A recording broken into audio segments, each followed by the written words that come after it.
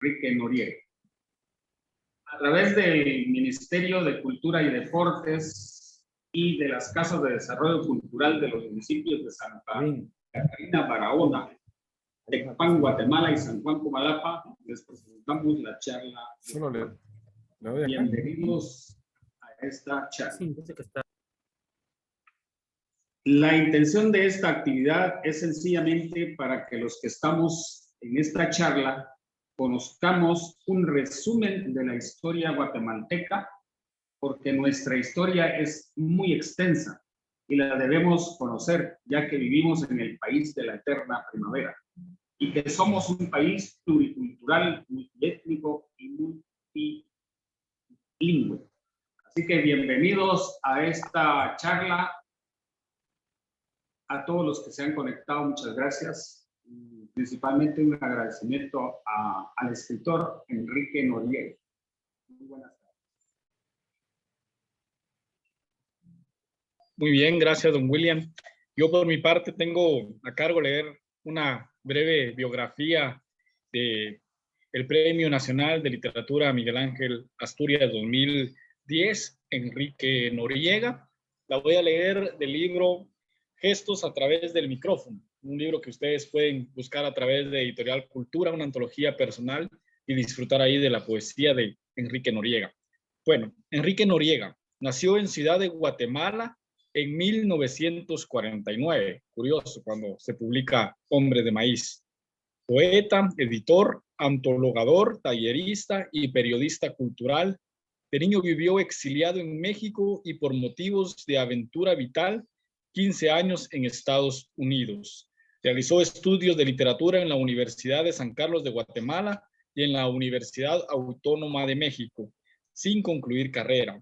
Dirige como proyecto personal las ediciones del Cadejo desde 1980. Asimismo, desde 1980 ha dirigido talleres de creación literaria.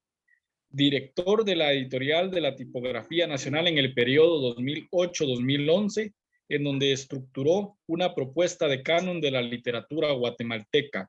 Actualmente tiene a su cargo la Unidad de Fomento del Libro y la Lectura en el Ministerio de Cultura y Deportes de Guatemala. Premio Nacional de Literatura Miguel Ángel Asturias en 2010. En su calidad de editor y gestor cultural, trabajó los proyectos Poesía Guatemalteca del siglo XX en 1990 y el autor Voz Viva, grabaciones de poetas y narradores en 1995. Asimismo, como las antologías Miguel Ángel Asturias, Antología Poética, 2004, La Manzana de la Discordia, Poesía de la Generación del 30, 2010, Antología de Poesía Guatemalteca del siglo XX en 2015, y El Quetzal Colibrí Gigante, Antología de la Poesía Guatemalteca desde los mayas a la presente, Santo Domingo, República Dominicana en 2018. Ha publicado los libros O Banalidad, Dirección General de Cultura y Bellas Artes en 1975, Post Actus, Ediciones Taller, 1982, La Pasión según Judas, Premio Único Certamen Permanente Centroamericano, 15 de septiembre en 1989. Caracas, Monte Ávila Editores, 1990.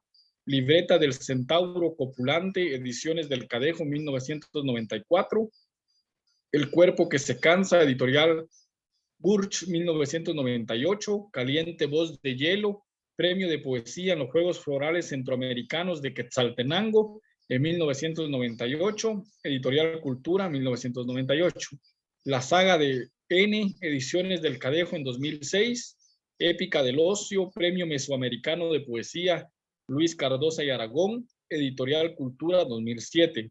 Lo que la memoria viste y calza, Premio Mesoamericano de Poesía Luis Cardosa y Aragón, Editorial Cultura 2013. Guastatoya, primer lugar en el concurso Centroamericano y República Dominicana Rubén Darío, 2013. En poesía, Salamanca, España, Ediciones El Gallo de Oro, 2015. El mal de amar a otros, Chiapas, Editorial Public Perver, 2015. Sus poemas se han publicado en revistas y antologías y han sido traducidos a los idiomas alemán, francés, italiano e inglés. Pues como pueden ver en esta pequeña biografía, estamos hoy acá reunidos para escuchar a un grande de las letras guatemaltecas, totalmente motivados, totalmente honrados de contar con su presencia, y sin más preámbulo, dejamos al escritor Enrique Noriega que nos dé su conferencia el día de hoy, y al final de su ponencia habrá un espacio de 10 minutos para preguntas y respuestas. Así que adelante, Enrique Noriega.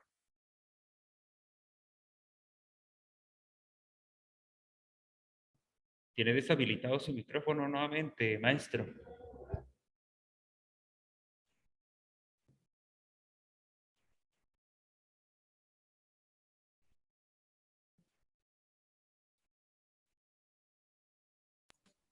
¿Está bien? ¿Me escuchan? Listo, listo, lo escuchamos. Sí, sí, perfecto. Bueno, voy a leer parte de un trabajo que estoy elaborando sobre la literatura guatemalteca. La literatura guatemalteca, cuando se empieza a estudiar, regularmente se empieza a estudiar a partir de la colonia, cuando se da el término Guatemala, ¿no? Guatemalteco. Pero en rigor debemos estudiarla desde los mayas, ¿no? Y entonces ahí voy a empezar. Para la comprensión de lo que es la literatura guatemalteca del periodo anterior a la llegada de los españoles, debemos ubicarnos en el desarrollo de las culturas mayas, con sus idiomas, escritura, arquitectura, cerámica, lienzos, códices, manuscritos, tradición oral y la diversidad de objetos materiales y conceptuales generados a lo largo de su existencia. Se ha denominado culturas de Mesoamérica por parte de los estudiosos al área que abarca la parte central y sur de México, la totalidad de Guatemala y parte de Honduras y El Salvador. Esto implica que estas culturas comparten cosmovisión, estructuras económicas y sociales. Para la convivencia en grupos, necesariamente se creó el primer instrumento clave de la comunicación, el idioma. Este evolucionó hasta estructurarse gráficamente como escritura. Las primeras manifestaciones de esta escritura se han conservado en los edificios, la escultura y la cerámica. Ahí encontramos sus mitos, sus conocimientos técnicos y su historia, que han generado el reconocimiento y la admiración de las sociedades del mundo actual. Lo que dejaron escrito en los códices se ha perdido casi en su totalidad, en parte porque la corteza de la mate en la que estaban escritos no soportó las condiciones climáticas del medio. Y si a ello sumamos el fanatismo religioso español, que se dio a la tarea de borrar toda manifestación de idolatría anterior, pues en el área maya nos queda muy poco de esta valiosa fuente de conocimiento. Estoy hablando de los códices. Finalmente, y gracias al empeño de los estudiosos, que en su mayoría han sido extranjeros, en la actualidad se ha descifrado la escritura maya y se tienen fuentes de primera mano para el conocimiento de la interrelación de sus culturas en el área de Mesoamérica, naturalmente porque es el área en el que se desarrolla la literatura maya. Desde la península de Yucatán hacia las costas de Guatemala. Voy a hablar entonces de los códices que conocemos en la actualidad. Tenemos el códice de Dresde, que mide más o menos 3.5 metros de largo y tiene 78 páginas. El códice de Madrid, que mide 6.7 metros, tiene 112 páginas. El códice de París mide 1,45 metros y tiene 22 páginas. Luego tenemos el códice Grolier, que son 10 páginas, es el más pequeño. Y ante todo forma parte de un almanaque de Venus, es decir, el único que no lleva el nombre de la ciudad. Bueno, Grolier es el único que no lleva el nombre de la ciudad donde lo encontraron, donde actualmente se encuentra, perdón. Todos estos pertenecen a la época prehispánica, y consisten en una pieza larga de corteza de amate que se dobla en hojas entre 19 y 23 centímetros de alto y entre 9 y 12 centímetros de ancho. La corteza se alisaba y luego se le aplicaba una delgada capa de estuco blanco, que es cal y almidón, y sobre esta superficie se pintaba. Las hojas del texto estaban forradas con tapas de madera y piel de venado o de jaguar. El contenido de los 4 códices conocidos a la fecha versan sobre la astronomía y religión, fundamentalmente, aunque también incluyen algún material de tipo mítico, histórico, fechas de ciertos eventos, conocimientos técnicos. Se utilizaban asimismo como manuales para los rituales, dado que incluían la cuenta larga y corta del tiempo, el ciclo de 52 años y el calendario de 260 días. En excavaciones de centros religiosos se han encontrado vestigios de 2 o 3 códices más, pero en estado de deterioro tal que no permiten su lectura. Un vistazo rápido en los códices nos permite apreciar. Buenas tardes. Un vistazo rápido en los códices nos permite apreciar: A. El sistema de numeración maya. B. Figuras de gobernantes, sacerdotes y dioses. C. Una serie de figuras llamadas por los expertos grifos. Estos, ahora ya se sabe, responden a una lectura silábica. Los códices funcionan como un mapa que nos permite el recorrido por un conocimiento específico. Recordemos que las culturas de Mesoamérica combinaban los códices, la escritura, con el conocimiento almacenado en la memoria, conocimiento oral. Esto se entiende mejor si recurrimos a lo que ocurría en la sala de las pinturas de Teotihuacán. El sacerdote, acompañado por los que se iniciaban en el conocimiento de sus tradiciones, hacía el recorrido por las paredes donde estaban pintados los códices. El códice nos proporciona una fecha, la representación de un señor, un hecho que le atañía, y la historia se completaba con lo que el sacerdote tenía en la memoria. Es muy importante saber que hay una tradición escrita, pero antes de que fuera la tradición escrita, pues obviamente tenemos lo que es una tradición oral. Y a lo largo de 3 milenios hasta la actualidad, sabemos muy bien que si bien la tradición escrita se corta prácticamente al inicio de la colonia, lo que es la tradición oral se ha mantenido durante todo este tiempo. Tal vez, si me hacen un favor, es que hay escucho muchas voces ahorita. Alguien dejó abierto su micrófono. Entonces me es un poquito difícil hablar así. Gracias, muy amable. Aparte de los códices, ya nosotros también conocemos lo que es el Rabinal Achí. Ese es un texto, es una danza, teatro, prehispánica importante, y voy a hablar de eso. Es una obra genuinamente prehispánica, sin ninguna intervención ideológica española en su traducción a caracteres latinos, lo que en mínima parte sucedió con el Popol Vuh. Hasta 1990 se podía apreciar representada en su localidad.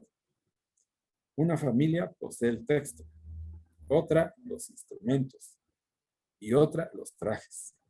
Para que se ponga en escena como debe ser, en el mes de enero, las 3 familias han de ponerse de acuerdo. Está precedida por un ritual que se desarrolla en los 4 cerros o puntos cardinales que rodean al pueblo de Rabinal. Una ceremonia cada mes. Los gastos de licor, comida y otros corresponden a uno de los principales, y es un honor para él, por lo que la primera escenificación se hace en el patio de su casa. Debido al fenómeno de la migración y acelerada por la globalización, se ha dejado de representar y está en peligro de desaparecer. La obra está determinada por un código ético maya totalmente ajeno al de las culturas europeas. En la guerra, el barón Quiché ha sido capturado por el barón de Rabinal. Este lo juzga y condena a muerte. El barón Quiché pide permiso para los parientes. El permiso le es concedido y luego de un año regresa a Rabinal para ser ejecutado. Pudo haber evitado la muerte quedándose en su tierra, pero no lo hizo. ¿Por qué? La explicación atañe a un valor ético compartido en las culturas mayas. Y muchos de ustedes seguramente conocen cuál es ese código. Podemos hablar al final de esta charla. El punto de quiebre en la literatura maya se da con la conquista, en razón del reclamo de la tierra y de los derechos de los pueblos vencidos.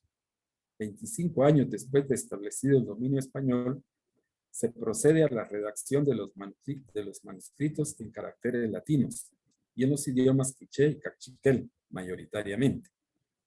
Esta tarea la realizaron en su inicio los hijos de los señores que fueron educados en la nueva religión. Y a partir de 1550 se redactan en una diversidad de documentos, principalmente de interés histórico. Es el momento en el que se dan a conocer entonces el Popol Vuh, el Memorial de Sololá y otros. Estamos hablando de los manuscritos, ¿verdad? Una cosa son los códices, ahora tenemos los manuscritos. Los manuscritos tienen un contenido variado, según la necesidad de cada linaje que los creó. Es importante señalar que fueron redactados en su inicio por los hijos de los señores y posteriormente por sus descendientes. Algunos, como el Popol Vuh, tienen un fuerte componente mítico y prehispánico. Dan noticia de sus gobernantes y hechos históricos importantes. Y han subsistido en antiguas copias o en la memoria de los sacerdotes. En la actualidad, dado el interés y la integridad de ciertos investigadores, estos documentos les han sido confiados. Tal es el caso del Dr. Robert Carmack, de la Universidad Estatal de Albany, Nueva York. Y paso ahora a hablar de los manuscritos que conocemos en los idiomas en que están escritos. Voy a empezar por el quiché. En quiché tenemos el Popol Vuh, que es el más traducido. Para efecto de este nombre, mencionaremos solo 3 traducciones al español. Está escrito en quiché y tiene 3 traducciones importantes al español. Por supuesto, la primera de Francisco Jiménez. Luego tenemos la de Adrián Recinos, que está en prosa. Y la última, la notable, de San Colop, que está en verso, que reconoce el ritmo del verso en quiché y lo traduce al español, y es una versión rítmica. Es, a mí, en lo personal, la que más me emociona. Luego tenemos el título de los señores de Totonicapán, y la traducción más conocida es la de Adrián Restinos, y luego tenemos la del padre Dioniso José Chonay. Estos 2 libros están editados por el Fondo de Cultura Económica también. Luego hay un libro, una edición de Adrián Restinos que tiene varios de estos libros. Tiene esa historia quiché de Juan Torres. Luego tenemos título de la casa de Xquín y Jaib, señora del territorio de Otzaya. Es un manuscrito de Covalchaj, también se le conoce. Tenemos el título real de don Francisco Xquín y Jaib, o manuscrito de Covalchaj también. Historia de los Ispansay de Tecpan, Guatemala, y el título es original de 1524. Luego, Guerras Comunes de Quichés y Cachiqueles. Otro es Testamento de Ispansay. Y título de los indios de Santa Clara, La Laguna. Luego hay otro libro que contiene varios que es el título Yash y otros documentos de Totonicapán, edición facsimilar, transcripción y notas de Robert M. Carmack y James L. Mondock. Y este libro contiene fragmentos de un título de Jazz, título de Pedro Velasco, título de Cristóbal Ramírez, título de Pashtoker, título de Caciques. Y hay otro más, un libro del manuscrito de Cobalchaj, de Miguel Álvarez Arévalo, editado por él, que contiene el título de la casa de Ixquín Mijail, el título real de don Francisco Ixquín Mijail, título de los señores Coyoy, título de Alotenango, de 1565. Ya luego vamos a encontrar el título de los señores de Zacapulas, trabajado por René Acuña, o sea, el que lo investiga, ¿no? Luego, don Juan Cortés, cacique de Santa Cruz, Piché. Y finalmente, en Cachiquel, el título de la Pop y Tzitzil Sunum.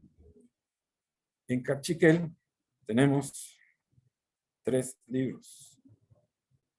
El Memorial de Sololá, también llamado Manuscrito Cachiquel o Anales de los Cachiqueles, Memorial de Tecpanatitlán. Y también se le llama Anales de los Sahil. Y la traducción es de Adrián Recinos y hay otra también de Simón Otzoy. El segundo libro en Cachiquel es la historia de los Ispansay. También se le conoce como trasunto de los títulos de las tierras de Tecpan, que procede de Tecpan y tiene por fecha de escritura 1550. Finalmente, en Cachiquel tenemos el título Chajoma, procedente de San Martín, Chilotepec, en 1555. En Quechí tenemos 2 libros, un libro que se llama Manuscrito Quechí del siglo XVI. Luego en Poconchí, también un libro que se titula Título del barrio de Santa Ana, procedente de San Cristóbal de la Paz. Y en Yucateco, porque estamos hablando de la literatura maya del área de Mesoamérica, entonces lo incluyo. Y tenemos varios, 1, 2, 3, 4, 5 libros. El primero es el libro del Chilam Balam, y están las versiones de Sumayel, Sinamín, Cahuá, Ixil, Texac, Maha, Tusic, Maní, Chan, Can, Teobo y siguen. Este libro tiene contenido religioso mítico, profecías, cronología, astronomía, en fin. Luego hay un libro que a mí me parece extraordinario, porque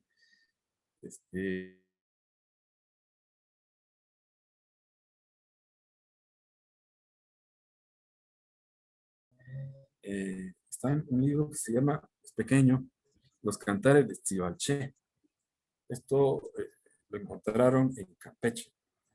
Tiene 16 cantos rituales. Y es el libro de los Cantares de Xibalché, Cantar también del Flechador, porque de eso hablo. Es de una gran intensidad lírica. Esa tiene la altura de los mejores momentos también de Popol Vuh. Son 2 grandes elementos y están relacionados, porque Xibalché está muy cerca de Chichén Itzá, y ahora sabemos perfectamente que los señores de Chichén Itzá y los señores ches, ante todo, estaban relacionados. Hasta se piensa que eran familiares. Pero eso podemos hablar en otra oportunidad porque es un tema más largo. Yo solo estoy aquí haciendo un recorrido. Luego tenemos el Códice Pérez. Son textos procedentes de Maní.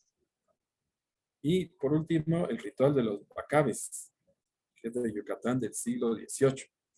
Son fórmulas médicas, fórmulas rituales de sacerdotes. Es un libro muy interesante. No sé si se conoce mucho en Guatemala, pero allá en México se hizo una traducción Es una edición bastante completa y grande, es un libro muy grueso, ¿no? Y por la Universidad Autónoma de México. Ya en español hay manuscritos también escritos directamente al español. Tenemos el papel del origen de los señores o título de Zapotitlán, que parece ser una transcripción palabra por palabra de quiché al español, pero se encontró ya en español. Y el otro, que es la relación de los caciques y principales del pueblo de Atitlán, o relación sutuil, procedente de Atitlán, y escrito en 1571. Voy entonces a hablar un poquito acerca del Popol Vuh. En cuanto al Popol Vuh, el libro sagrado de los quichés, el más traducido de los manuscritos y el más conocido y valorado de las culturas de Mesoamérica, incluido toda la literatura mexicana, el historiador Ruth Van Akeren aporta una teoría en cuanto a quiénes fueron los que se encargaron de su traducción a caracteres latinos y quién educó a los hijos de los señores en la doctrina cristiana y les transmitió el conocimiento de la escritura, tal y como ocurrió en México. A la par de la conquista, tal y como ocurrió en México, a la par de la conquista militar, se desarrolló de inmediato la conquista religiosa, que consolidó el dominio español. Espada y cruz. La estrategia fue la eliminación de los señores que gobernaban y la educación de sus hijos. Se tuvo para esta tarea a Domingo de Vico. Este dominico, según noticia de Antonio de Remesal, tenía una gran facilidad para el aprendizaje de las lenguas mayas y fue quien se encargó de enseñarle la escritura a los hijos de los señores quichés y cachiqueles. Consecuentemente, este fue el motivo de que en el periodo próximo a la conquista se tenga la mayor cantidad de manuscritos en dichos idiomas. Se cree que fundamentalmente solo asistieron los hijos de los señores quichés y cachiqueles, no de los otros idiomas. Otro libro que ha tenido una divulgación internacional extraordinaria es el Memorial de Sololá. Este y el Popol Vuh han sido editados desde hace muchos años por el Fondo de Cultura Económica de México en la traducción de Adrián Recinos. En la actualidad tenemos valiosas traducciones por hablantes del quiché y el cachiquel que hacen un notable aporte a la comprensión de la cultura que los generó. En esta tarea se destaca San Colop, que dada su formación académica y su notable sabiduría, obtuvo una beca que le permitió cotejar las diferentes traducciones con los originales depositados en las universidades extranjeras. Después refiriendo a Popol Vuh fundamentalmente, porque él fue a Estados Unidos, viajó y pudo cotejar los originales. Bien. Hasta ahí vamos a dejar la literatura maya y vamos a entrar entonces al periodo de la llegada de los españoles. Esta etapa de la literatura guatemalteca abre con los libros escritos por los cronistas españoles que participaron directamente en el descubrimiento y la conquista del nuevo continente, al que llamaron América. El primer libro es, claro está, el diario de navegación de Cristóbal Colón, porque en la literatura de América, a la venida de los españoles, el primer libro en el que se va a hablar de este continente es precisamente el diario de navegación de Colón. Ahí están los primeros indicios desde el punto de vista de los españoles.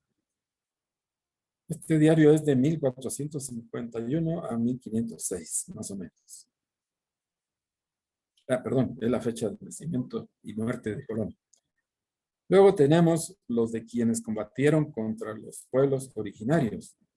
Hablamos de las cartas de relación de Hernán Cortés y Pedro de Alvarado, para referirnos al territorio de lo que luego vino a ser la Capitanía General de Guatemala. son textos mayoritariamente de interés histórico. Sin embargo, en el caso de Hernán Cortés, su escritura no está exenta de la emoción de estar viviendo algo nuevo y trascendente. Cortés está informando a la corona española, pero a la vez está impactado por la cultura de los pueblos, por la geografía, la fauna y la flora del nuevo continente. Hay en estas cartas un elemento que irá calando en la literatura que vendrá después, y es el de la visión de una realidad mágica. Creo que en los libros anteriores de la literatura de Mesoamérica, mayas, y la primera escritura de estos conquistadores, está un elemento clave de nuestra literatura: la fantasía, la magia, la gran imaginación. Sigo con el trabajo. Inmediatamente a las cartas de relación de los adelantados, surgen los manuscritos de los soldados que reclaman sus derechos a la tierra conquistada y que les ha sido usurpada por los nuevos funcionarios nombrados por la corona. La más conocida y amena de estas obras es la verdadera y notable relación del descubrimiento y conquista de la Nueva España y Guatemala, escrita por Bernal Díaz del Castillo, de 1495 a 1584, cuando muere, que acompañó a Hernán Cortés en la conquista de México y que luego pasa con Pedro de Alvarado a la conquista del territorio de lo que hoy es Guatemala.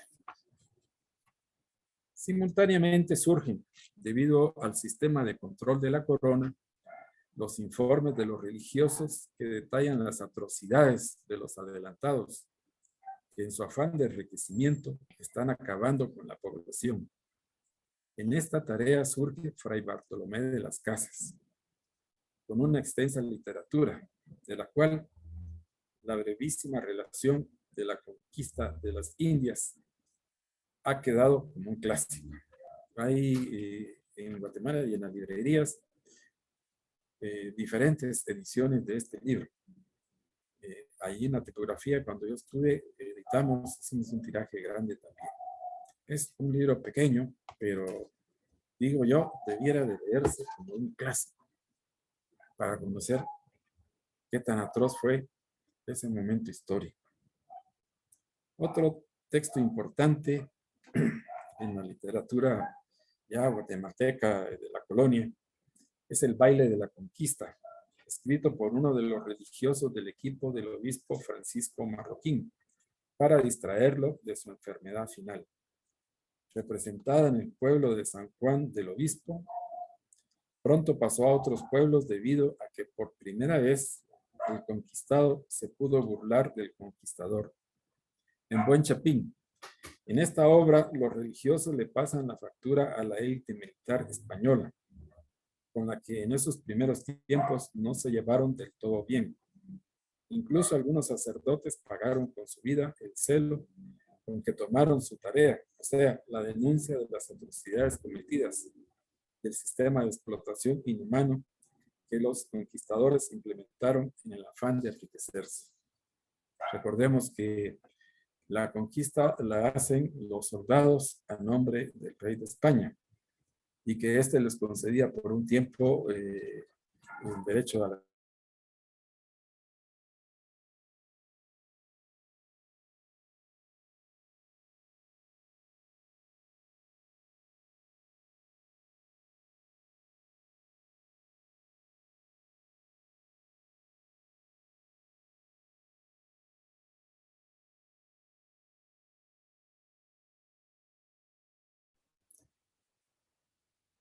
hasta aquí, más o menos, el periodo próximo a la conquista. Luego ya viene a instituirse la corona española con el periodo de la colonia. Literatura de la colonia. Una vez establecido el sistema colonial, vamos a observar el arribo de una serie de funcionarios que traían formación de letras.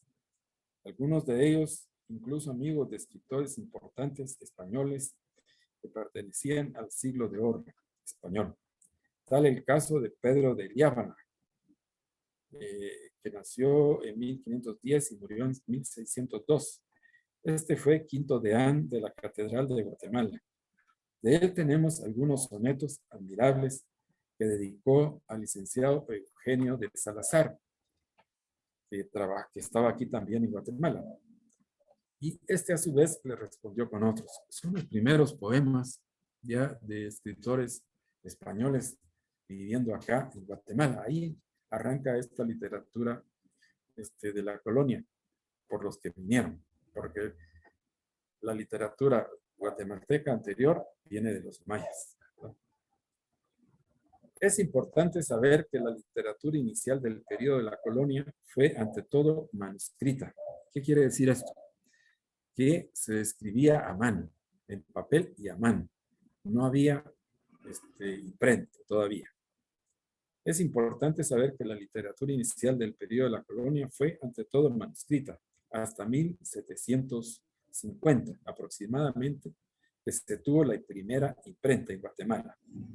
Esto quiere decir que de las obras lo único que se tenía era una copia hecha a mano. Y si mucho, se hacía otra por parte de algún lector o para efecto de uniforme.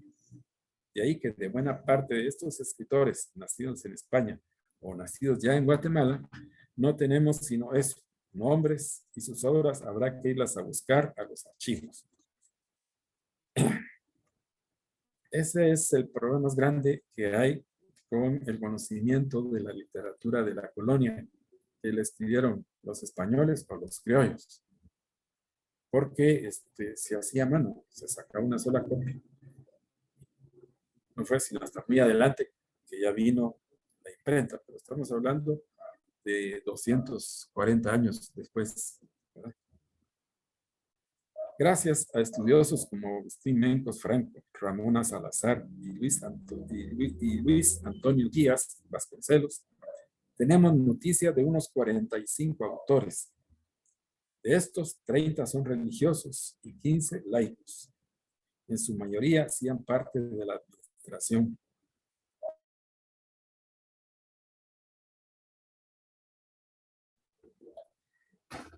Este periodo de que estamos hablando es a partir del inicio de la colonia hasta la independencia. Los autores cuya obra conocemos están publicados a finales de 1700, cuando ya se tenía la imprenta.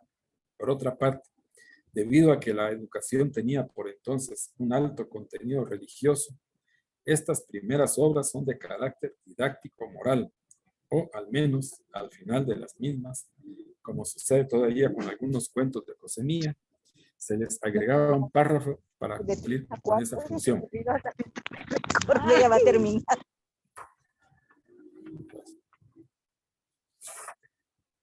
Clásicos de este periodo lo son Rafael García Goyena, con su libro Fábulas y Poesías Varias, publicado en 1825, y Matías de Córdoba.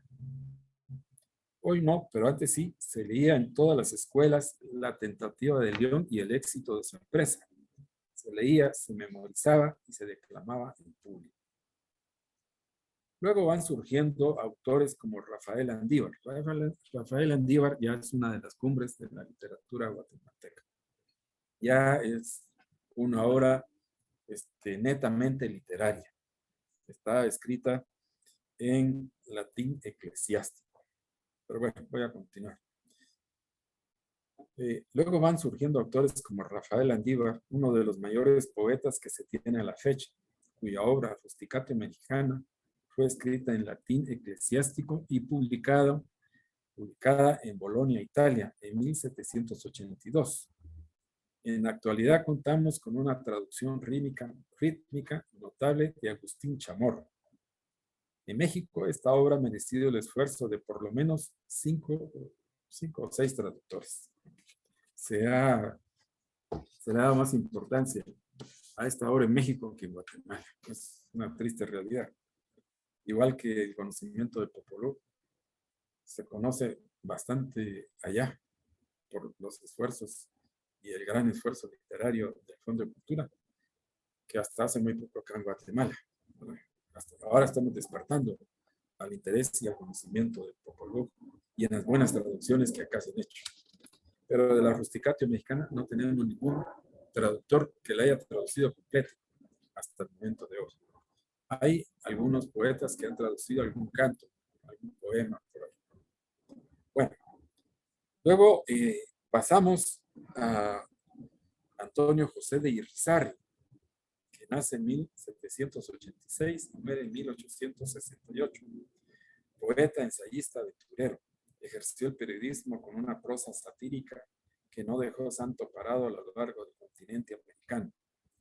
De entre sus obras destaca su novela biográfica El cristiano errante y su ensayo Historia crítica del asesinato cometido en la persona del gran mariscal de Ayacucho. Son obras que se han publicado en Chile, casi todas, por una buena razón.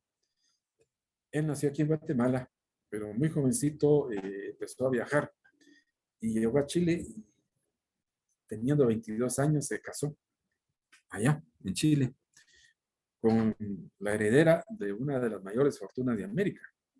Y entonces, de pronto, Antonio José de Irizarry pasó a ser poseedor de unas grandes fortunas, incluso poseedor de una naviera. En América de ese entonces habían 5 navieras y él tenía una.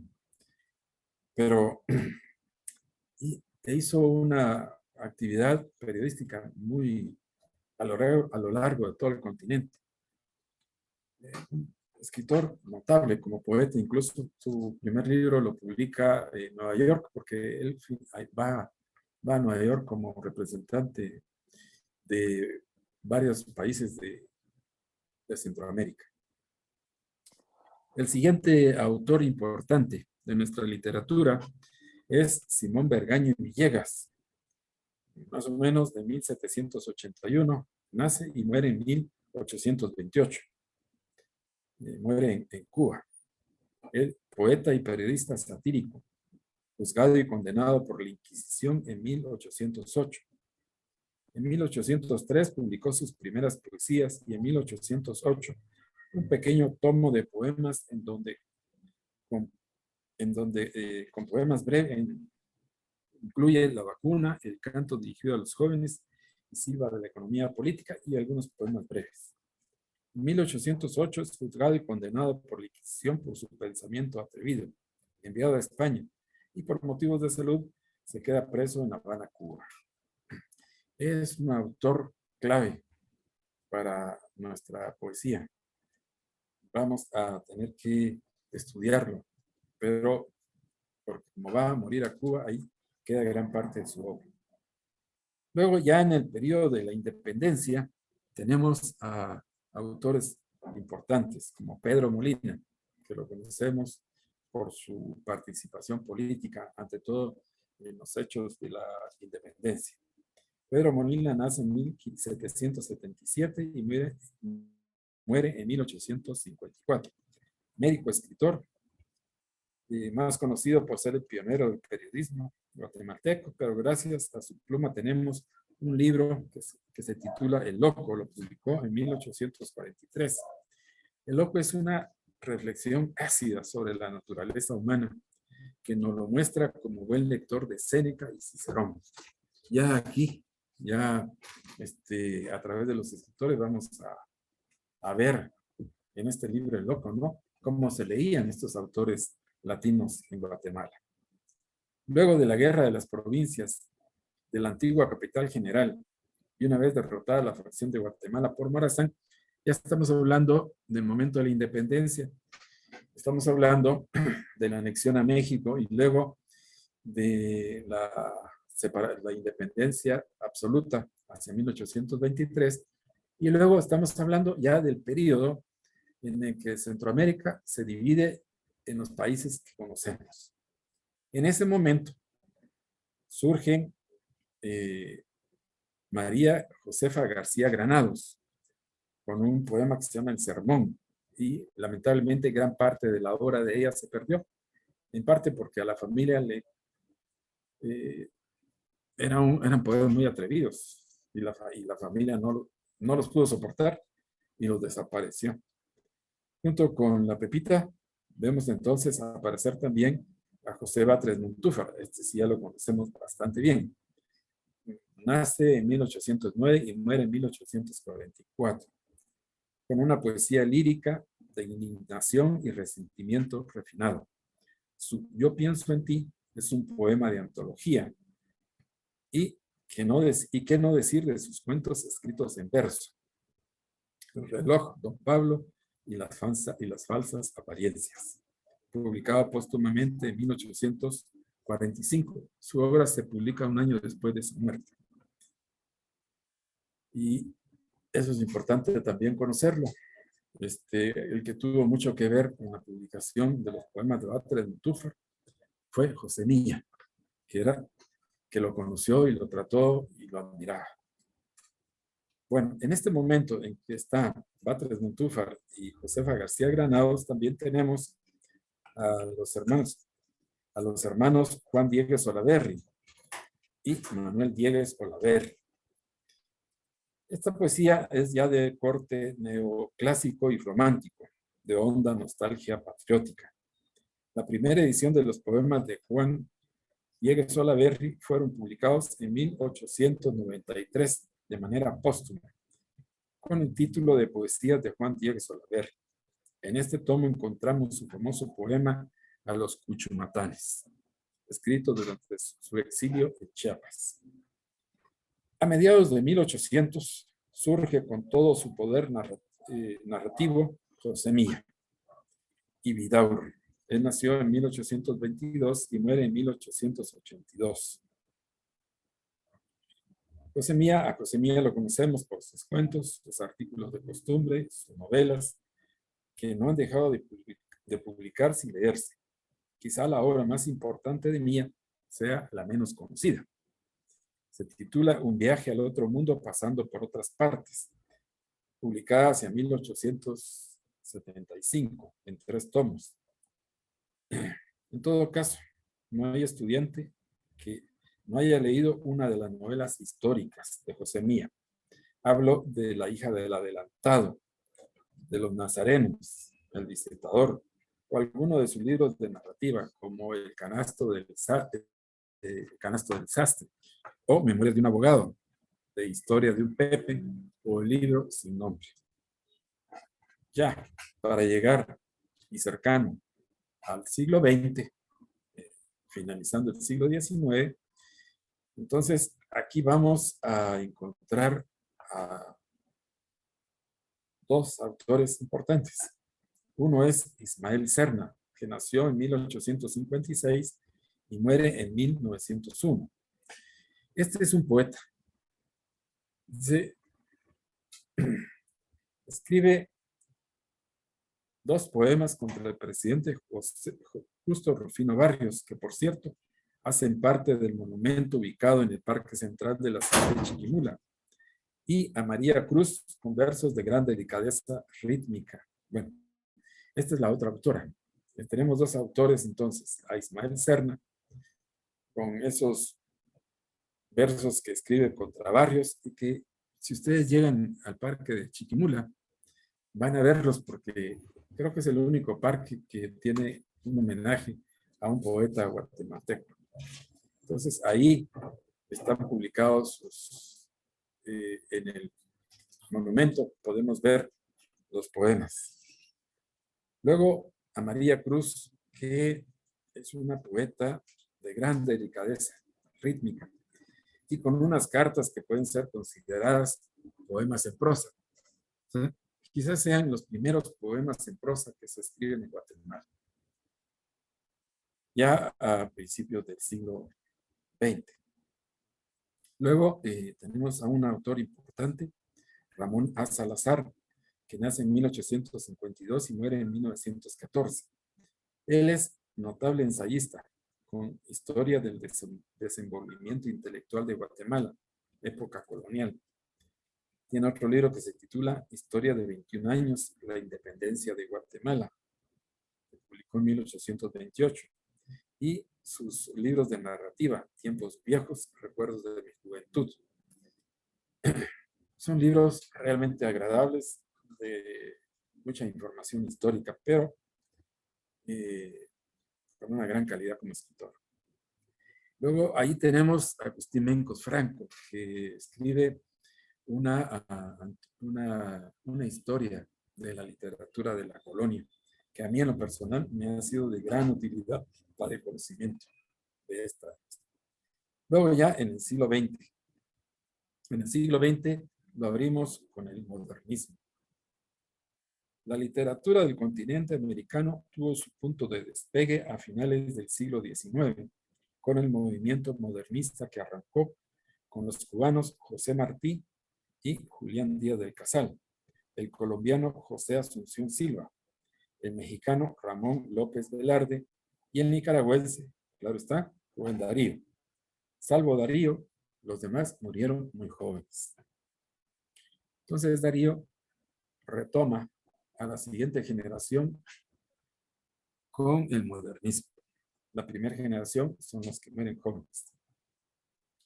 Rubén Darío viene a Guatemala a trabajar en el periódico El Correo de la Tarde y conoce a un jovencito de apenas 16 años que escribe con una soltura inusual para su edad. Es Enrique Gómez Carrillo. Intercede por él ante el presidente de Guatemala para que lo envíe becado a España.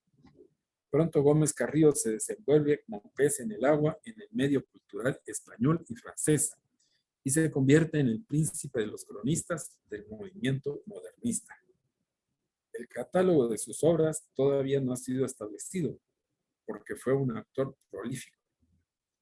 En cuanto a sus obras más editadas en Guatemala tenemos 30 años de mi vida, el Evangelio del Amor, el Japón heroico y galante, la sonrisa de la Esfinge, Jerusalén, Crónicas escogidas.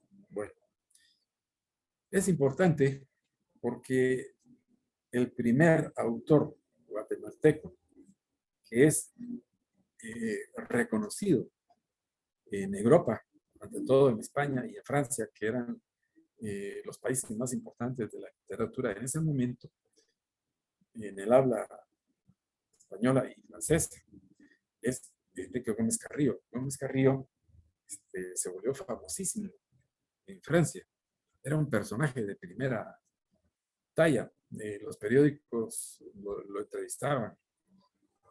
Los intelectuales lo buscaban. Y ahí, por ahí, bueno, me voy a alargar demasiado, pero todavía nos falta. Voy a mejor seguir con el tema. El siguiente escritor importante que tenemos ya en la etapa del modernismo es Rafael Arévalo Martínez, que nace en 1884 y muere en 1875. Él es poeta, narrador, ensayista. Destaca con obras como El hombre que parecía un caballo y otros cuentos, publicado en 1915, que lo hizo famoso a nivel de Hispanoamérica por su inventiva fantástica. Y en otro libro, Exepericles, publicado en 1846, es un ensayo testimonio que versa sobre la caída de Rafael Carrera.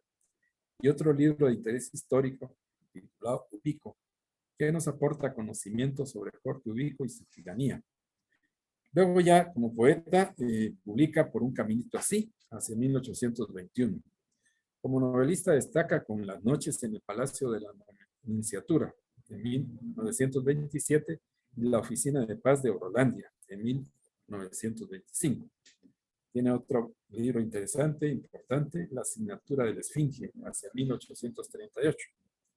Este es realmente un escritor con muchísimos títulos. No digamos Gómez Carrillo, que se hace el recuento y siempre se les olvida por ahí a los críticos el título de un libro que publicaron en España. También es importante señalar lo que empiezan a hacer los juegos florales. El primer concurso de que conocemos y todavía conocemos es los Juegos Florales de Quetzaltenango, fundados hacia 1916 y que se ha mantenido hasta la fecha, con algunos años en los que no se pudo realizar, pero 2 o 3.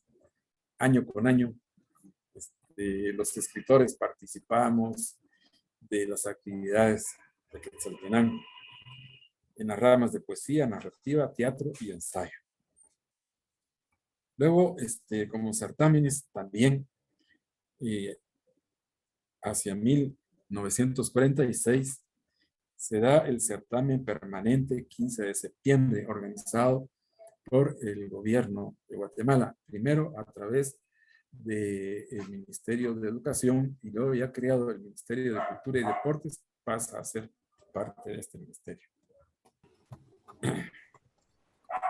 Este concurso está premiando las ramas de literatura, teatro, música y danza.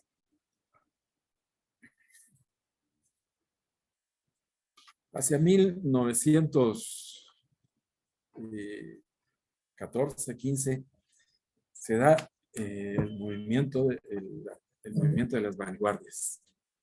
Primero en Europa y ya luego en América. El primer movimiento de las vanguardias de América surgió en México. Perdón. El primer movimiento de las vanguardias de América surgió en México y tuvo entre sus fundadores a un guatemalteco, Arqueles Vela, hermano de David Vela, que fue por muchísimos años el director de El Imparcial. Obras destacadas de Arqueles Vela, La Señorita, etcétera, publicado en 1922, El Café de Nadie hacia 1926, Viaje Redondo en 1929, esta es una edición aquí en Guatemala, y Luzbel, 1966. A partir de 1900, la literatura guatemalteca se empieza a ordenar por generaciones. Esto no se daba anteriormente, pero a partir de 1900 ya tenemos cantidad de escritores. Se debe a varias razones. Ante todo, a que la educación en Guatemala se popularizó, ¿verdad? Y al tener acceso a la educación, pues surgen, ¿verdad? Profesionales en cantidades y también surgen escritores. A partir de 1900, la literatura guatemalteca se empieza a ordenar por generaciones, de manera que tenemos la generación del 10, la del 20, hasta llegar a la del 50. De allí en adelante, el ordenamiento se da por agrupaciones y posteriormente solamente cuentan las individualidades. Para efectos de esta obra, vamos a mencionar solamente a los escritores cuya obra representa un aporte al desarrollo general de nuestra literatura. Pero al final, para quienes tengan interés en conocer un panorama más amplio, vamos a facilitar el listado de las generaciones y agrupaciones con sus respectivos integrantes. Creo yo, porque ya el tiempo nos va comiendo, voy a mencionar algunos de estos escritores importantes. El primero, notable e importante para toda la historia de la literatura guatemalteca, va a ser Miguel Ángel Asturias, naturalmente, que obtuvo, nace en 1899 y muere en 1974. Obtuvo el premio de literatura, el Premio Nobel de Literatura en 1967, gracias a una prosa imaginativa de poderosa factura poética. Su novela, El Señor Presidente, publicada en 1946, pero ya la escritura la empieza en 1922. ¿Por qué la publica hasta esta fecha? Bueno, porque la tuvo guardada, dado los problemas políticos que le pudo haber implicado la publicación. El Señor Presidente ha sido traducida a una enorme cantidad de idiomas y es sin lugar a dudas el autor guatemalteco más conocido y leído en el mundo. Autor guatemalteco, ¿verdad? Sus Leyendas de Guatemala, publicadas en 1931, traducido de inmediato al francés, mereció una carta de admiración de Paul Valéry, que lo ubicó de inmediato en el panorama literario europeo y americano. Paul Valéry era el crítico francés más importante de su momento, y el que le escribiera esa carta a Miguel Ángel Asturias fue un espaldarazo, ya en Francia. y para los franceses, españoles y para los ingleses, porque una carta de Paul Valéry era el éxito absoluto en ese momento. Pero bueno, este posicionamiento se fortaleció con la publicación del Señor Presidente y Hombres de Maíz en 1948. Otras obras notables suyas son El Alajadito de 1953, Mulata de Tal de 1955, El Espejo de Lida Sal de 1966, Viernes de Dolores de 1967, Maladrón 1969. La Revolución Democrática de 1944 al 1954 mereció su trilogía bananera. Y son 3 novelas: Viento Fuerte, El Papa Verde y Los Ojos de los Enterrados. Y luego ya tenemos a Asturias con un libro que se llama Cien de Alondra, donde recoge su poesía.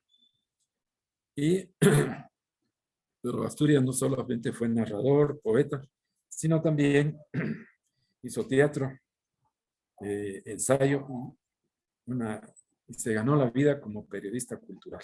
Hasta que tuvo el premio Nobel, pudo vivir prácticamente de sus obras. Antes vivió de su periodismo cultural. Y esto es la realidad para muchos escritores guatemaltecos, ¿verdad? Difícilmente uno se gana la vida acá en Guatemala con lo que publica, con sus libros. Tiene que ganarse la vida en otras tareas. Asturias es, sin lugar a dudas, el escritor de nuestra literatura más estudiado por la crítica internacional. Con Asturias viene otro escritor importantísimo para nuestra literatura. Es Luis Cardosa Aragón. Nace en 1901, 2 años después de Asturias, y muere en 1992. Se le sitúa en la generación del 20, junto con Miguel Ángel Asturias, César Brañas, Arqueles Vela, Carlos Amayoa Chinchilla.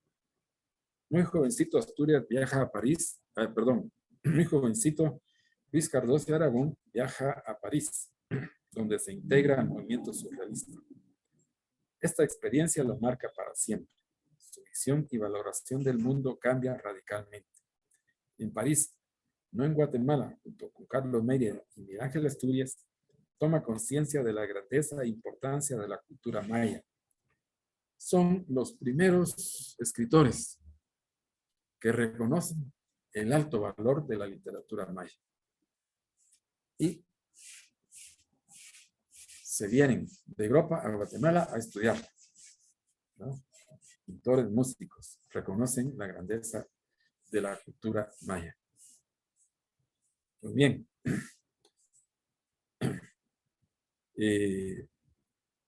Luis Cardosa estudia en la Sorbona y toma su profesor, Georges Reynaud, precisamente ha hecho una traducción del Rabinal Achí al francés, de manera que Cardosa de Aragón toma ese texto en francés y lo traduce al español. Luego vamos a ver ya a Cardosa. El primer libro de Cardosa, de poesía, Luna Park, se publica en 1924. Y ya lo sitúa entre los primeros poetas de vanguardia en América Latina. Su obra literaria la desarrolla en 2 grandes líneas: la poesía y el ensayo. Y en algunos de sus libros los mezcla ambos géneros. Tal es el caso de Pequeña Sinfonía del Nuevo Mundo, publicado en Guatemala en 1948. Es de enfatizar que la mayor parte de su obra, que es enorme, la escribió y publicó en México, en donde también radicó la mayor parte de su vida, mas nunca quiso nacionalizarse mexicano.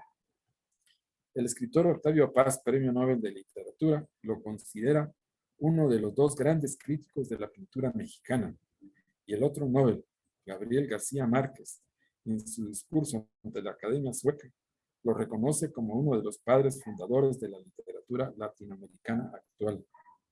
Cabe decir que Cardosa nos legó un libro capital, Guatemala, las líneas de su mano, publicado en 1955, que es como un espejo en el que nos podemos ver, reconocer y descubrir.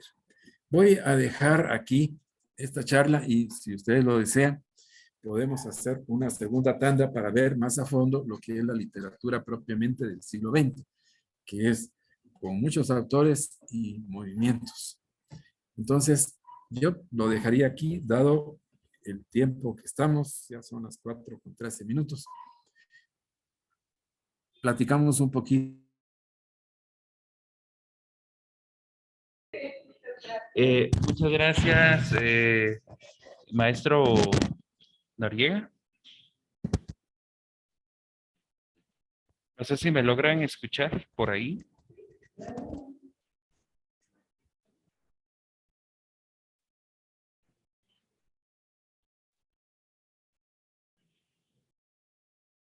Entonces, si gustan las personas, si alguien desea preguntar algo, que levanten la mano y Heriberto les vaya dando la palabra conforme levantaron la mano. Así es, yo creo que se me fue un poquito la señal, pero ya estamos por acá. Pues ha sido un enorme placer estar escuchando desde desde la literatura maya, desde la literatura de los pueblos originarios, hasta nuestra actualidad. Creo que han sido datos, han sido personajes, han sido obras que marcan la historia literaria de nuestro país y que esto también es un precedente de que todos podemos aportar en algún momento en este tema. ¿Y de qué manera podríamos aportar? Justamente leyendo, abriendo espacios, reflexionando acerca de lo importante que es la literatura guatemalteca, que de todos los autores yo estuve escribiendo varios de los autores que estuvo mencionando el maestro Noriega, muchísimos, muchos de ellos honestamente no los conozco, sin duda alguna han sido obras increíbles y que al momento de leer consideramos que vamos a descubrir mundos, ¿verdad? A través de la poesía, a través de de las diferentes formas de escritura. Entonces tenemos por acá en el orden, si alguien quisiera preguntar y no tiene habilitado el micrófono o no puede habilitar micrófono, que pueda escribirlo por el chat y yo le doy lectura para luego en estos 10 minutos que tenemos para poder hacerle preguntas a el maestro Enrique. Entonces le damos en el orden en ese momento a Pablo para que pueda darnos a conocer alguna pregunta. Bueno, más bien, ¿qué pregunta? Es un agradecimiento al maestro Enrique por la cátedra que nos ha dado hoy, cronológica de la literatura guatemalteca. También agradecer bastante ciertos datos que dieron. Yo lamentablemente no había podido confirmar hasta hoy que él lo acaba de decir, el hecho de la cita que hace Gabriel García Márquez en su discurso de aceptación del premio Nobel de Luis Cardoso de Aragón.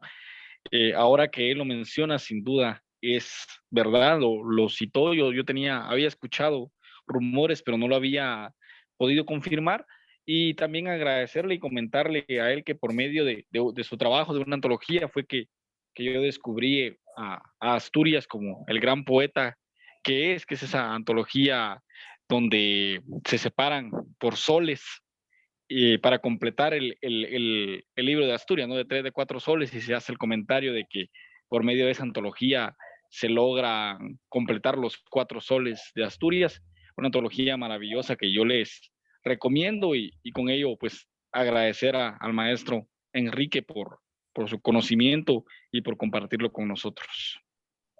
Sí, solo quisiera hablar un poquito de la antología, no de la de Asturias, porque trabajé otra antología para el Ministerio de Cultura, que es importante en cuanto a panorama de lo que tenemos hacia atrás, ¿verdad? Hice una antología de la poesía guatemalteca a partir de los mayas. Entonces tenemos el Popol Vuh, el Memorial de Sololá y textos de, se me olvida el nombre ahorita. Luego de los autores de la colonia, hay algunos ahí también. Entonces, es un panorama que les puede ser útil. Solicítenla a la Editorial Cultura. Todavía hay algunos ejemplares, todavía hay algunos ejemplares. Es gratuito para ustedes. Entonces, ahí sí Muchas tenemos gracias, un licenciado. panorama completo. Excelente, muchas gracias, maestro. Vamos a hacer lo posible para que podamos nosotros tener ese material. Tenemos un momento a Willy, bueno, a don William. Dejamos el espacio a don William. Sí, gracias, Enrique Noriega. Yo quisiera hacerle una pregunta. Usted hablaba sobre el Popol Vuh. Yo tengo una duda con respecto al original del Popol Vuh. Me parece, si uno no estoy mal, parece que está en un museo de Francia. ¿Se podría confirmar? Sí, mire, estos libros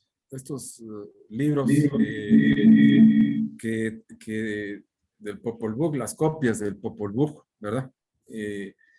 Recuerden que los libros que están escritos en papel con el tiempo se deterioran. También las copias del Popol Vuh se iban deteriorando y se iban haciendo nuevas copias, ¿verdad? Se dice ahí mismo en el Popol Vuh que se tiene nueva copia porque la anterior se estaba perdiendo, ¿no? Luego, ¿dónde se encuentran? Entiendo yo que están en una universidad de Estados Unidos, porque ahí fue a donde la fue a revisar San Coló, ¿verdad? De momento no, pierdo un poquito yo dónde estaban cada uno de los códices. En este momento no les sé decir con exactitud, pero sí recuerdo que en la traducción de San Coló se dice que él la fue a cotejar a una universidad norteamericana. La última copia que está, ¿verdad? La que nos dejó Ximénez. Excelente, muchas gracias por la respuesta. Vamos a dar espacio en este momento a Neymar y Noé.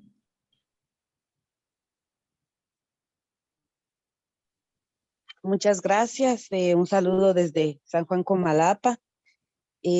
Saludo querido maestro Quique Noriega. Hace falta también coincidir. Hace muchos meses que no nos hemos visto, pero pues agradezco de verdad el compartir de conocimientos en esta tarde. Pues sí pediría, ¿verdad?, a los organizadores que se le diera seguimiento, que puede haber una segunda o tercera parte, ¿verdad? Sería muy bueno, muy interesante. La verdad es de que siempre hace falta, porque también nos anima a seguir trabajando desde nuestras comunidades, desde nuestros espacios, pues con lo que escuchamos, ¿verdad? Generalmente siempre hay hombres, escritores hombres reconocidos, y a pesar de que también hay hermanas, mujeres que sí escribieron durante los años, pero pues nunca se reconoció el trabajo, y pues nos anima también, ¿verdad? Nosotras que escuchamos este trabajo que nos presenta el maestro Enrique Noriega, para que sigamos, ¿verdad? No solo trabajando nosotras como mujeres, porque hace falta. Y bueno, yo creo que sería importante también darle seguimiento. Yo sí pediría, en verdad, a los organizadores que se le puede dar seguimiento, sería genial. Agradezco también la oportunidad de estar, y bueno, ojalá en la próxima seamos más. Nada más eso, y gracias por el trabajo que hacen para que sigamos aprendiendo y desaprendiendo también, que es importante. Y Negma, un saludo y un abrazo para ustedes ahí en Comalapa. Le cuento que la segunda parte voy a hablar del surgimiento de la nueva literatura maya, ¿verdad? Y por supuesto usted y los compañeros y compañeras que lo están desarrollando. Qué alegre, maestro. Muchas gracias. Ahí estaremos atentos para la segunda parte, ¿verdad? Porque sí, pues desde los pueblos también, aunque no haya tal vez un listado desde el siglo pasado, ¿verdad? Pero sí hay mucha gente que pues ha hecho este trabajo, tal vez como usted lo decía, ¿verdad? La tradición oral sobre todo es la que permanece y pues nosotros que estamos haciendo el ejercicio en este tiempo, hace falta bastante por escribir, ¿verdad? Y pues ya compartiremos la información para que otras y otros también se sumen, porque pues así creo que vamos apoyándonos y nos animamos para seguir trabajando. Gracias, querido maestro. Gracias a ustedes. Excelente. Álvaro tenía levantada la mano. Vamos a ver si está por acá conectado. Creo que lo sacó la red. Me comentó que lo estaba sacando, pero tal vez en lo que se reconecta, pues en vista de la buena recepción que ha tenido esta charla del maestro Enrique y nosotros como organizadores con Heriberto y don William, hacerle desde ya una invitación formal para tener esa segunda parte en enero, consideraría yo A prudente y finales de empezarlo enero, así. sí. A finales de enero, entonces solo Así. sería de poner ahí el día exacto y empezar con pie derecho el año con una segunda parte de esta charla que ha sido tan interesante y tan enriquecedora para nosotros. Así es, muchas gracias. Entonces vamos a ponernos de acuerdo lo más pronto, ¿verdad? Pasado esta jornada, vamos a platicar con el maestro Noriega y pues vamos a ir calendarizando y en su momento a todos se les va a estar compartiendo la invitación para que estemos compartiendo nuevamente en un escenario similar a este, pues esperando que podamos tener a más personas. Hay una pregunta en el chat Vamos a darle que lectura, dice... vamos a darle lectura. sí, dale. Pues a los comentarios que tenemos por el chat, pero aquí estamos atentos a lo que está sucediendo en la plataforma. Dice, buenas tardes a todos, con una pregunta, estimado maestro Enrique Noriega, ¿cuál es el nombre de Dios según el Popol Vuh? Bueno, yo no he leído en quiché el Popol Vuh, porque no conozco el quiché, ¿verdad? No les sabría decir cuál es el nombre, ¿verdad? Pero es una buena pregunta y yo creo que ustedes son los que tienen más capacidad que yo para responderla. Muchos de ustedes. Muchas gracias, maestro. Esta es la respuesta, estimado Alan.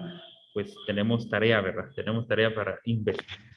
Tenemos también un comentario del licenciado, de Oilda, que dice, muchísimas gracias, Lick, Enrique Noriega, una tarde muy... Bien, para ir cerrando en este momento. Ahorita se acaba de conectar Álvaro, tal vez por si todavía está tiempo de hacer su pregunta, vi que ya regresó a la plataforma. Perfecto. Entonces, Álvaro, te dejamos el espacio para que podamos hacer la última intervención y con eso pues vamos terminando ya. Muchísimas gracias, compañeros. Les agradezco la oportunidad. Don Enrique Noriega, gracias por su conocimiento, por transmitirnos la historia de la literatura. Solamente tenía una pregunta que es algo constante en mí y que gusto de preguntarlo a profesionales, a personas de la literatura, y es sobre la circunstancia de Enrique Gómez Carrillo en la literatura guatemalteca. En lo personal soy un gran admirador de él, pero para hacer breve mi pregunta, pues veo hasta el día de hoy cierto lamentable rechazo a la obra de él porque se considera un dandy parisino, cuando en lo personal considero que es muy injusto denominarlo así, o mejor dicho, rechazarlo de esa manera, cuando pues simple y sencillamente era un hombre de su época. Sabemos muy bien que el siglo XIX, pues no solo Guatemala, sino todo el mundo quería ser una pequeña París, ¿no? Un fenómeno que pasaba en Japón, en cualquier lugar donde viajaba Gómez Carrillo. Y pues, ¿qué opinión tiene al respecto usted de ese fenómeno, maestro? Gracias. Muchas gracias por la pregunta. Es interesante. Hay dos cosas que hay que apreciar en Gómez Carrillo. Uno es el escritor y la calidad de su obra. Y otro es el personaje que él proyectó como escritor famoso en el medio. En España, en Francia, era un personaje. Más allá de ser escritor, él era un personaje. Un personaje quiere decir alguien en una ciudad donde todos saben de él, aún aquellos que no lean literatura. Trasciende la literatura. En España, por ejemplo, cuando se le nombra director de uno de los periódicos más importantes de España, él llega a España y la intelectualidad española le da una cena en homenaje para recibirlo. Lo reciben como un gran escritor. Y en esa cena solo pueden participar hombres. Esa es una de las reglas españolas. Pues él la rompe, ¿no? Llega acompañado de una dama. Y entonces le tuvieron que hacer el espacio. Por primera vez en España, en esos homenajes, los españoles tuvieron que acceder, ¿verdad?, a romper su regla, porque Gómez Carrillo era el gran Gómez Carrillo, ¿no? Entonces se sienta con la novia, porque era su novia. No solo se sienta, sino se da unos cuantos o algo más que unos cuantos besitos en pleno acto, lo cual era intolerable y se lo toleran. Dese cuenta de la magnitud de... No, se sienten contrariados, pero no ofendidos, porque es el maestro. Uno de los grandes escritores españoles cuenta todo esto en un libro que es sumamente atractivo y le dedica cerca de 40 páginas a Gómez Carrillo de sus memorias, solo a ese escritor. Y cuando usted revisa a este autor, no se lo dedica a ningún otro escritor español. Eso es solo una parte del homenaje. Se sentía grande Gómez Carrillo y hacía y daba el show de y era vanidoso, pero es que también era un gran escritor, ¿no? En Guatemala nosotros no conocemos todas las obras de él, y en España se las publicaron todas, ¿verdad? Entonces, a veces hay escritores vanidosos que son malos escritores y encima vanidosos no se soportan. Pero como le cuento la anécdota, en España lo consideran grande y le perdonaron todo.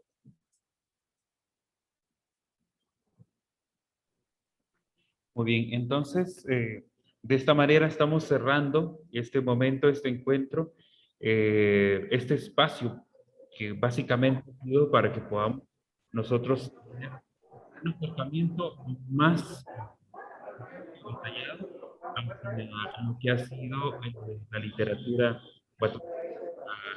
Pues a Álvaro, ahí estamos pues con el comentario, ¿verdad? Muchas gracias. Para no alargarnos más, queremos únicamente hacer un agradecimiento público de parte de las 3 casas de desarrollo. En este caso sería Santa Catarina Barahona, San Juan Comalapa y Tecpan, Guatemala. A los que están conectados, pues muchas gracias por estar hasta el final. Sabemos que para ustedes, así como para nosotros, este momento ha sido un momento que sin duda alguna nos ha dejado muchas inquietudes, nos ha dejado de la misma manera muchas interrogantes, pero también esa espinita de seguir aprendiendo, de seguir comprendiendo parte de la historia, ¿verdad?, de la literatura guatemalteca. Entonces, muchas gracias por haber estado todos presentes. Estamos siempre en comunicación con ustedes. Cuando logremos concertar ya la siguiente ponencia con el maestro Noriega, sin duda alguna ustedes van a ser los primeros en saberlo y vamos a seguir pues fortaleciendo estos lazos. Queremos hacerle también una invitación a todos. Tenemos el día lunes un acercamiento y un diálogo de la misma manera con Miguel Ángel Asturias Amado, el hijo de Miguel Ángel Asturias, donde vamos a tener también una charla, un diálogo, y pues nos gustaría invitarles. Pueden acercarse a los encargados de las casas de desarrollo, quienes los invitaron, para que se les pueda facilitar el enlace y de esta manera también conversar y seguir aprendiendo más de la literatura guatemalteca. Así es de que muchas gracias, tengan una excelente tarde y por supuesto estamos en comunicación. Gracias, compañeros. Buenas tardes.